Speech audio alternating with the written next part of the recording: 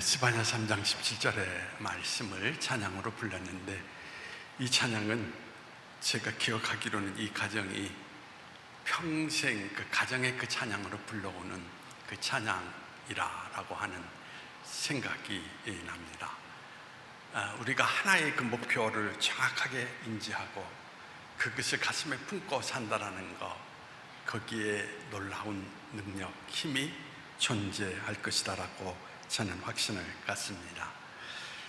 사망의 음침한 골짜기를 통과하고 있는 힘겨운 시간 속에 머물러 있는 여러분 모두에게 하나님의 위로 그리고 능력이 함께 하기를 빕니다. 오늘의 현실은 우리를 숨가쁘게 만들고 있습니다. 물가는 천정부지로 뛰고 가계의 부담이 가중되고 있고 전 세계적으로 경기 후퇴 및 침체기에 접어들고 있다라는 우울한 전망이 나오고 있습니다. 곡물과 원자재 가격이 상승하면서 가난한 나라는 지금 도산 위기 가운데 빠져 있는 것을 찾아볼 수가 있습니다. 그러나 그리스도인들은 어려운 세태 속에서도 지향을 분명히 하고 살아야 되는 것입니다. 우리는 하나님이 이루시는 샬롬의 세상을 바라보며 살아가는 사람들이라는 것을 우리는 잊지 말아야 되는 것입니다. 주님께서 주의 열심으로 이 세상의 모든 일들을 이루어 가실 것입니다. 이 믿음으로 오늘 그리고 내일을 살아내시는 여러분이기를 빌어봅니다. 화재 현장 때 있었던 일입니다. 소녀는 불길을 피하여서 2층 집 옥상으로 올라갔습니다. 밖으로 급하게 피신한 아버지는 애야 뛰어내려라, 내가 받을게 이야기를 합니다. 그때 아이는 언기가 치솟아 오르기 때문에 아버지를 볼 수 없었습니다.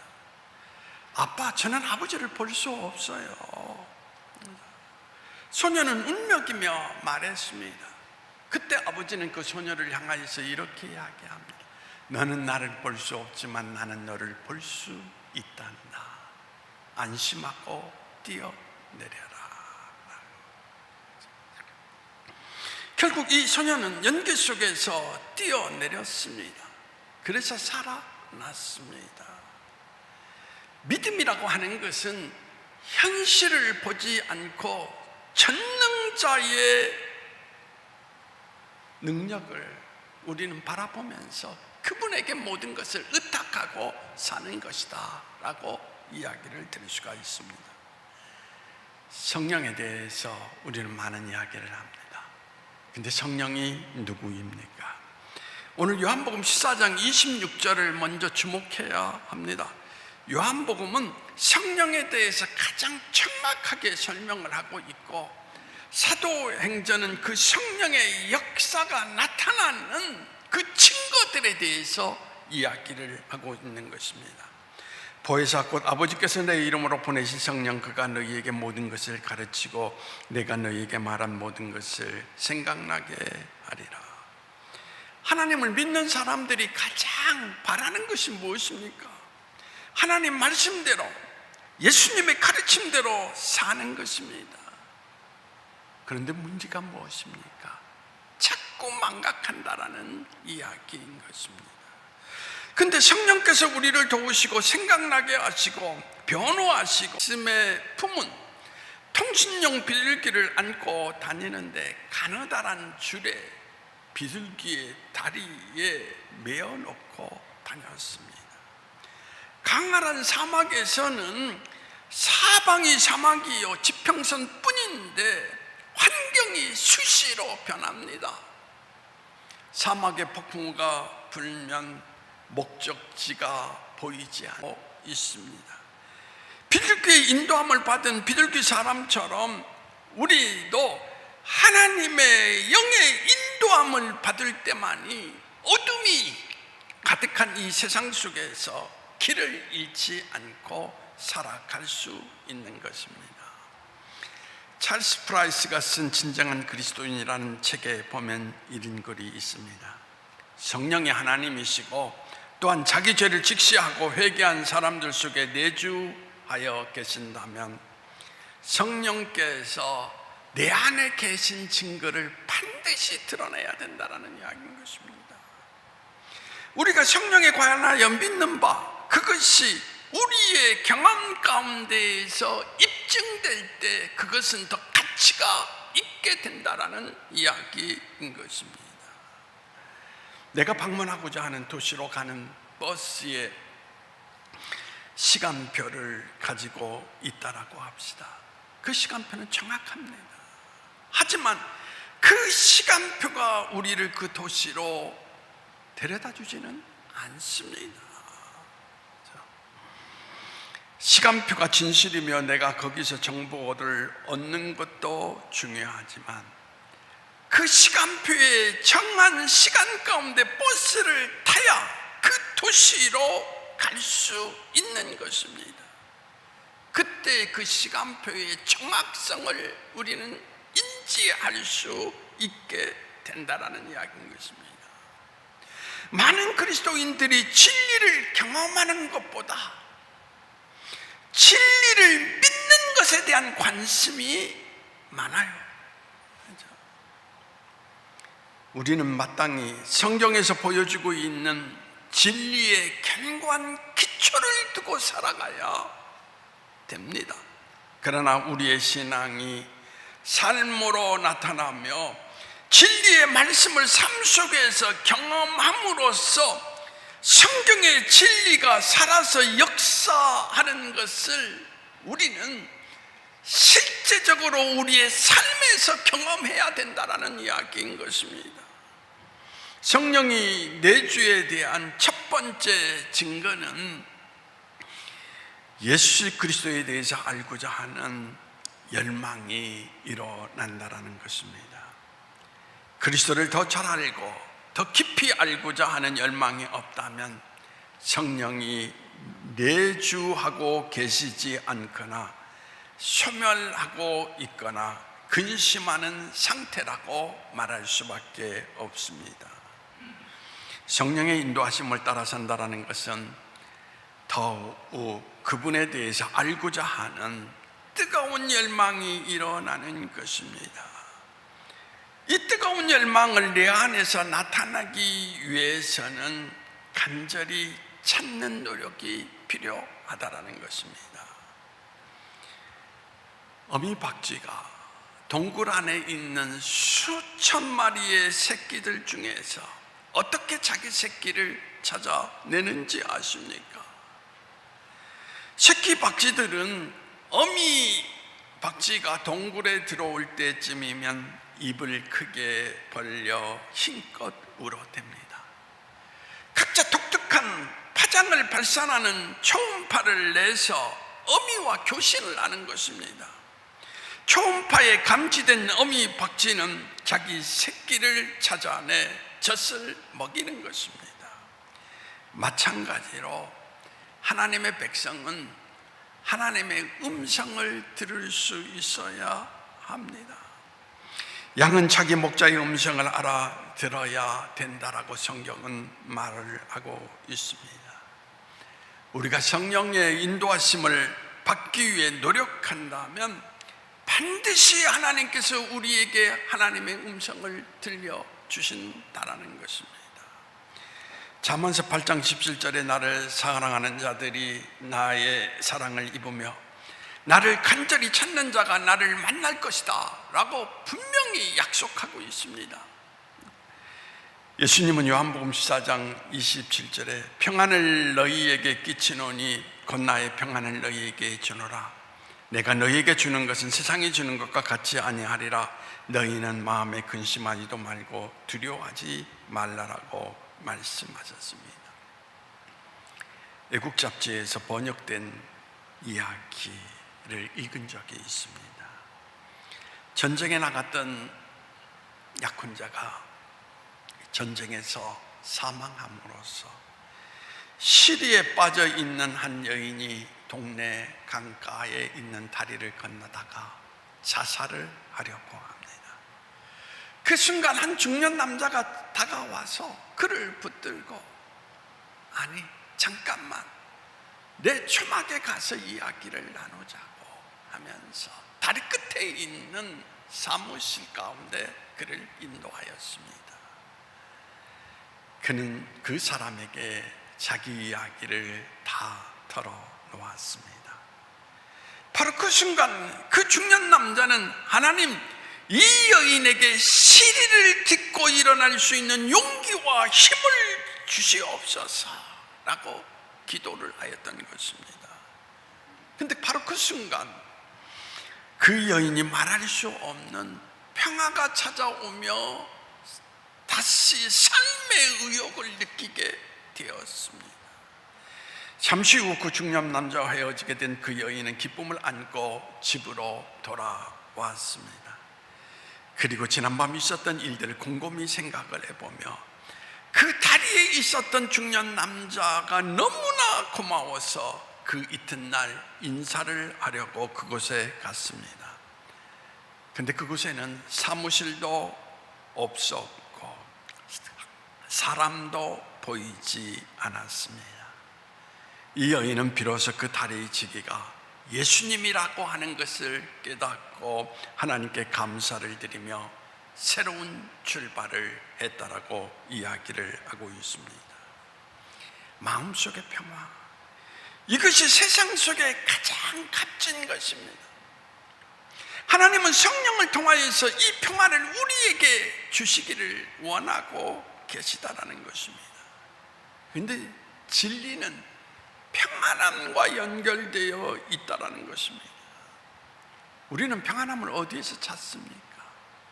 채우는 데에서 찾는 사람들이 많습니다. 돈이 없을 때 돈이 생겨야 평안을 누립니다. 그러나 생각해 보십시오. 여러분들에게 불이한 돈이 찾아왔을 때 여러분 마음속에 평안을 느낄 수 있습니까? 아닙니다. 정확하게 여러분들에게 말씀드리고 싶은 것은 우리의 필요를 채운다라고 우리가 평화를 누릴 수 있는 것이 아니라는 것입니다. 평안함이라고 하는 것은 진리 가운데서 있을 때 찾아온다라는 이야기인 것입니다. 영국에 나온 청교도 신앙가 존 보년 목사님이 국왕의 명을 어겨서 감옥에 갇힌 적이 있습니다.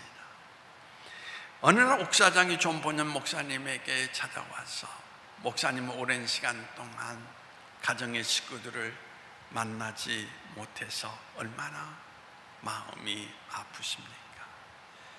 잠시 시간을 내어 드릴 테니까 집에 가서 가족들을 만나고 돌아오십시오 라고 이야기를 하면서 보내주었습니다. 근데 존 보년 목사님은 길을 가다가 다시 동굴로 감옥으로 돌아왔습니다. 옥사장이 물었습니다. 왜 오셨습니까? 그때 그는 이런 이야기를 했습니다. 성령이 인도하시는 길이 아니라는 생각이 들어서 돌아왔습니다. 그리고 1시간이 지난 이후에 국왕이 감옥을 시찰하게 되었습니다. 존 보년 목사님이 계신 것을 확인하고 돌아갔습니다. 이때 옥사장은 이렇게 이야기를 합니다. 목사님, 성령의 인도하심을 따라 행동했기 때문에 저도 살고 목사님도 살았습니다. 이제 제가 언제 목사님 가시라 오시라 하지 않을 테니까 목사님께서 성령의 인도하심을 따라 가시기도 하시고 오시기도 하십시오 라고 이야기를 했다라는 이야기인 것입니다. 여러분, 우리가 인생을 살아가다 보면 수많은 선택의 기로에 설 때가 많이 있습니다. 세상을 사는 데 있어서 결코 내 고집, 내 방법대로 생활하지 마십시오. 성령의 인도함을 따라 사십시오. 양심에 비춰오는 주의 음성에 귀를 기울이시고 내심에 비춰오는 성령의 지시하심을 따라 행동하며 살아가십시오. 병원에 신생아실을 가본 적이 있습니까? 이곳에는 한 아이가 울면 모두가 따라 울기 때문에 평화롭게 잠들게 하는 것이 과제였습니다. 그러다가 하나님은 한 방법을 찾아냈습니다. 모태에 있었던 아이들이 어머니의 심장 소리를 들었던 그 심장 소리를 녹음해서 전체에게 들려주는 것입니다. 그때 아이들은 다 평온한 모습 가운데 잠을 청하였습니다. 사랑하는 여러분, 성령은 하나님의 심장 고동 소리인 것입니다. 이 소리는 믿는 사람들에게만 들려온다는 것입니다. 우리가 이 성령의 소리에 귀를 기울이게 될 때 평안을 찾아 누릴 수가 있게 되는 것입니다. 신생실의 아기처럼 성령의 고동소리를 들으세요. 그 순간 평안의 비둘기인 성령이 여러분 가운데 내려 앉을 것을 저는 믿어 의심치 않습니다. 신약성경 절반은 쓴 사도 바울, 여러분 그의 서신을 다 읽어보십시오. 그의 서신의 모든 것이 성령의 능력과 표적과 기사로 이루어져 있다는 사실을 그는 거듭 밝히고 있습니다. 그런데 아쉽게도 이 시대 교회는 더 이상 성령의 능력 따위가 필요 없다라는 투로 이야기를 하고 있습니다. 이렇게 성경과 배치되는 교회의 가르침을 받아들여지는 이유는 주변의 어느 교회나 목회자, 교인들에게서도 초대교회에 일어났던 성령의 능력이나 표적 그리고 기적을 찾아볼 수가 없기 때문인 것입니다. 여러분, 성령의 능력이 사라진 교회의 어떤 모습입니까? 관념적으로 성경을 이해하여 지식으로 쌓아두고 있는 형태의 모습을 지니고 있고 예배 의식이나 신앙 행위를 반복하고 있는 종교인들만 남아있는 그런 모습을 나타내주고 있습니다. 여러분, 성령의 구체적인 역사하심과 그 능력이 우리 교회 안에서 나타나야 된다라는 것입니다. 병든 자가 치료받고, 그렇죠? 정신질환을 겪고 있는 많은 사람들이 그 질환에서 벗어나고 그런 모습 가운데에서 구체적으로 성령이 어떻게 역사하시는가를 드러낼 수 있는 교회됨의 모습을 드러냄으로써 성경을 증명할 수 있는 교회의 모습이 돼야 된다는 것입니다. 그런데 아쉽게도 오늘의 교회는 성경의 모든 것들을 그냥 자의적으로 생각하고 인본주의적인 방식으로 성령을 설명하고 있는 그런 모습들을 너무 많이 찾아볼 수가 있습니다.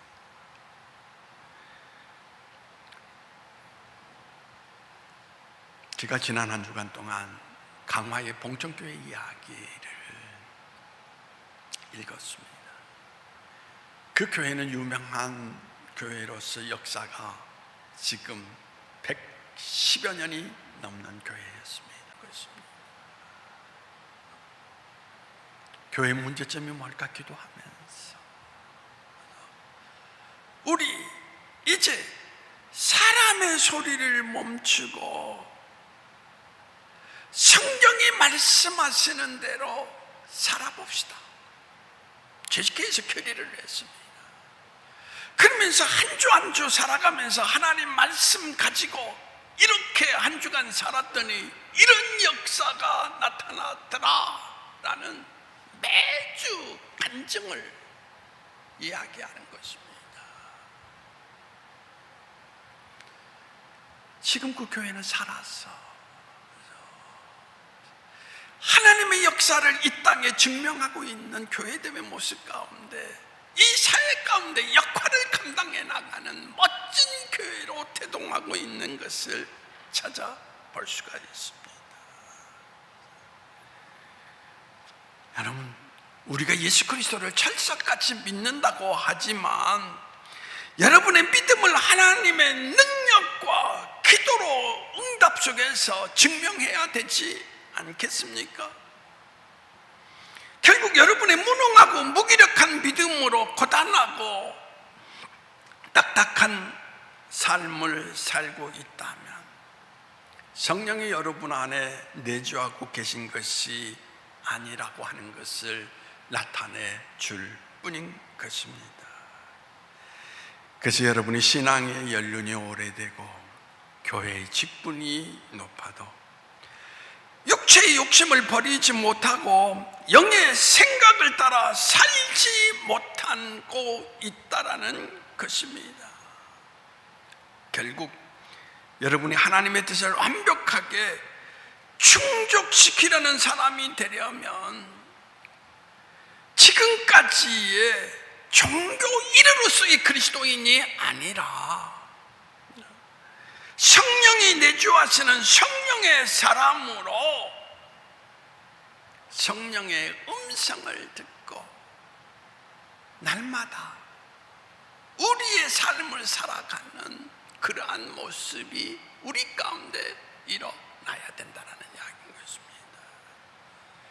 그리고 분명하게 우리는 이렇게 고백할 수 있어야 됩니다.